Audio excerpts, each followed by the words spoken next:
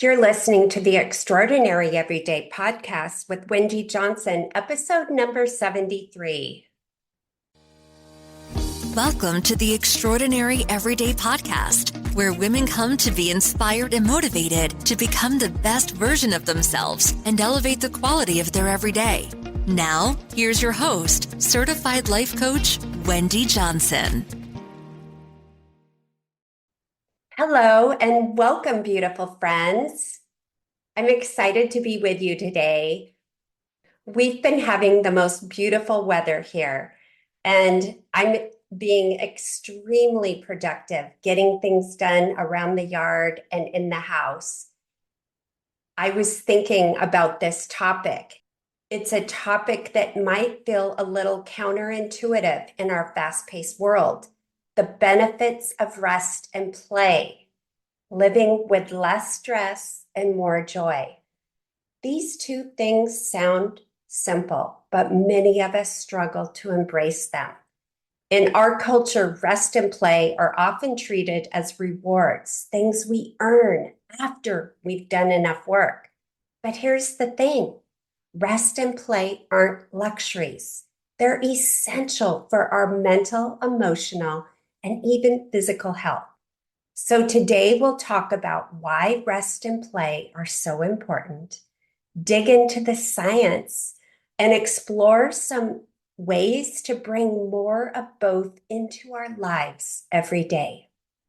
Let's start by looking at why we often feel uncomfortable resting or playing.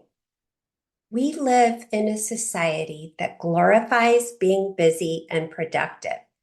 How many of us feel guilty for sitting down, even when we're exhausted?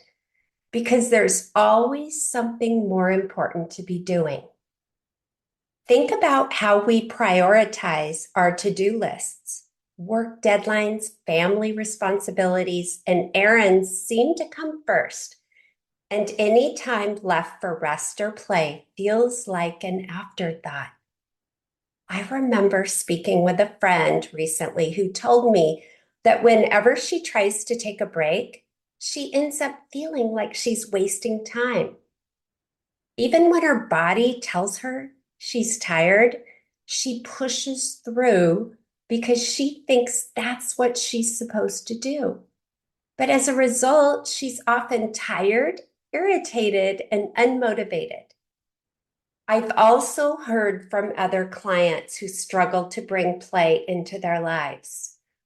One client shared that they stopped doing things they loved, like painting and hiking, because they felt too old or it was taking up too much time for hobbies that didn't lead to some practical outcome. Another client felt that every free moment had to be productive, so she never let herself just have fun. Instead, she focused on ticking off achievements, which left her feeling worn out and isolated. These stories reflect a common problem. Many of us believe that rest and play are optional, but when we skip them, we end up feeling drained, unfulfilled, and disconnected from ourselves. Rest and play are not luxuries. They are big parts of a balanced, fulfilling life. Now let's look at some of the science behind why rest is so powerful. First, let's talk about sleep. You may have heard that sleep is critical for memory, but it's even more profound than that. Studies have shown that sleep helps consolidate memories, meaning that the information we take in throughout the day actually gets filed away and organized while we sleep. Sounds crazy, doesn't it? One study from Harvard Medical School found that people who got a good night's sleep after learning something new retained that information better than those who didn't sleep well. And it's not just about memory. During sleep, our brains remove toxins that build up throughout the day.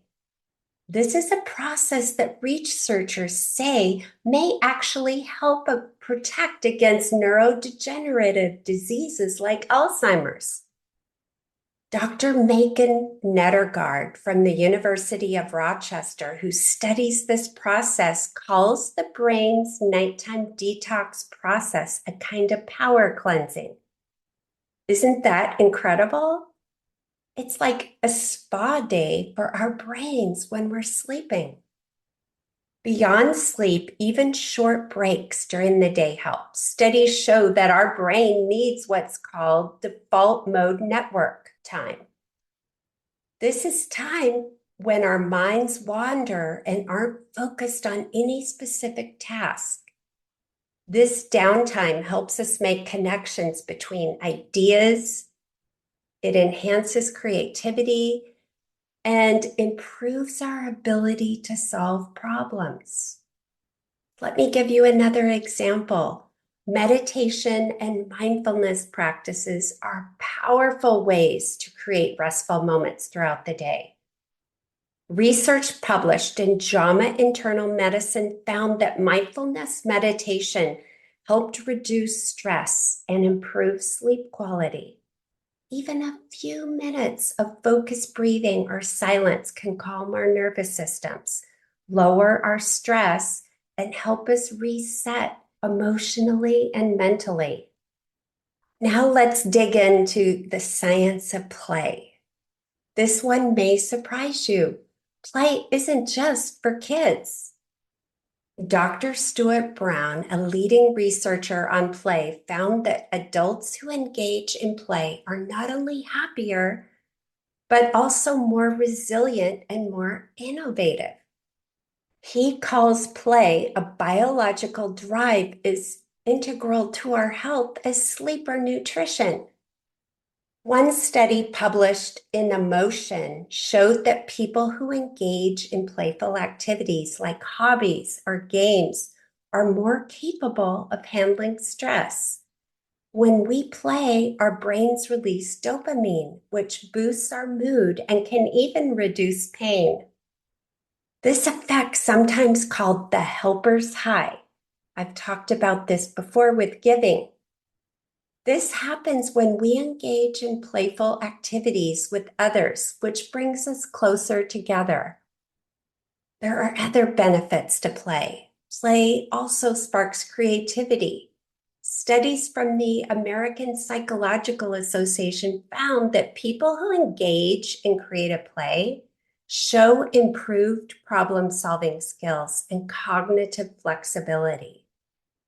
When we're playing, we're more open to taking risks, and that openness fuels creative thought. So if you've ever found yourself at a loss for ideas, try playing or taking up a hobby. It might lead to those aha moments you need. Now let's talk about bringing more rest and play into our everyday life. This can feel tricky, but I'll give you some strategies that might help make it easier. Let's talk about rest first. The first tip I have for you are micro breaks. Research shows that taking short breaks, even just 5 minutes, can improve your focus and productivity. You can try stepping away from your work every hour, stretching, or just looking out the window. These breaks can give your mind a chance to reset. A second tip are breathing exercises. Practicing simple, deep breathing exercises like inhaling for 4 counts and exhaling for 6 counts can quickly calm your nervous system. It's amazing how just a minute of focused breathing can help reduce stress. And the third tip I have for you is establishing a bedtime routine. This doesn't have to be complicated. Try dimming the lights an hour before bed, doing a short meditation if you haven't done one earlier in the day, or reading a book. Studies show that even small bedtime routines can signal to your brain that it's time to wind down.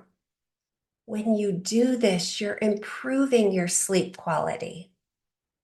And now let's talk about bringing more play into your life. First, schedule play like an appointment. It might feel silly, but putting playtime on your calendar can make a big difference, especially if you need to work on playing. Try blocking out 30 minutes once or twice a week for something you enjoy, just for fun. No purpose, no goal, just having fun. Another way is to reconnect with old hobbies. Think back to something you loved doing as a child or a young adult. Maybe it was drawing, dancing, playing a sport, or knitting.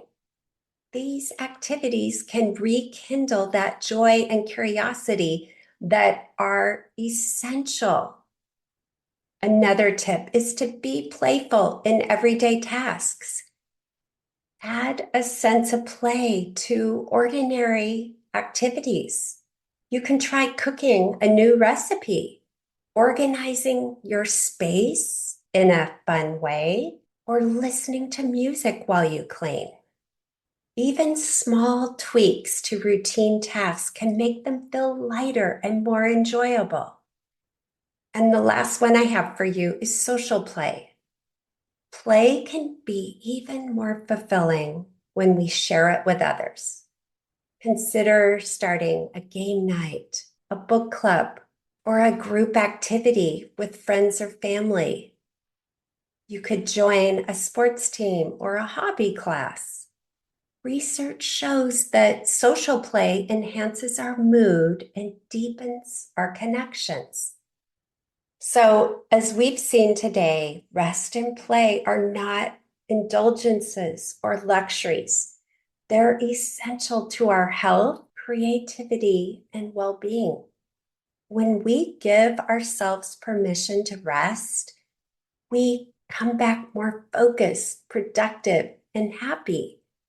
And when we play, we reconnect with joy and creativity and being more spontaneous. These qualities can bring us so much fulfillment. If this episode resonated with you, I'd encourage you to try one small step today. One small step you can take in rest, and one small step you can take to play. You can take pauses during the day or do something playful for a few minutes and just see how it feels. Did you notice I didn't talk about watching TV as rest and play?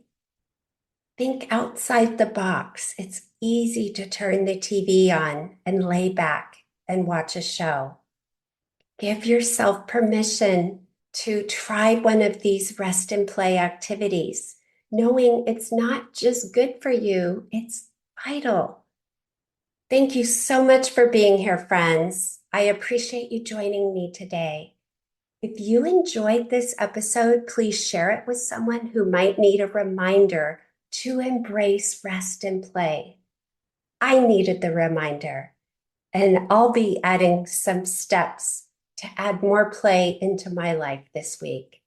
Until next time, take care of yourself, find those moments of joy, and live that extraordinary every day.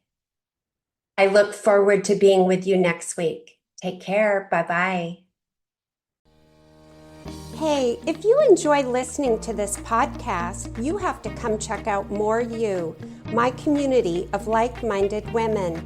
We show up to create the highest version of ourselves and elevate the quality of our everyday along the way. Head over to ontracklifecoaching.com/join. That's ontraclifecoaching.com/join. I'd love to see you in there. And if you haven't grabbed your copy of the Mindset Makeover, head over to ontracklifecoaching.com/makeover. and get a copy that teaches and inspires you to show up as your most extraordinary self.